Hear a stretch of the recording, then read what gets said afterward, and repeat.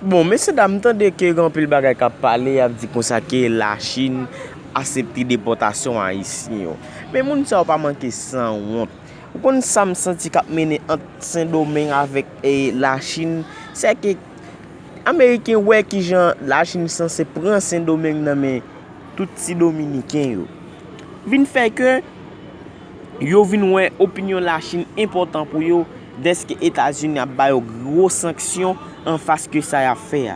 Parce que quel moun pas dit République Dominicaine pas déporter haïtien, quel moun pas jamais ouvert bouche dit ça. Yo vraiment yo gen pays yo gon indépendance, yo gen des constitutions yo créé dans propre pays yo. Mais yo seulement dit déportation massive ça va faire porter comme si son paquet ti poule blanche, paquet ti cabrit ou porter, paquet ti cochon porter.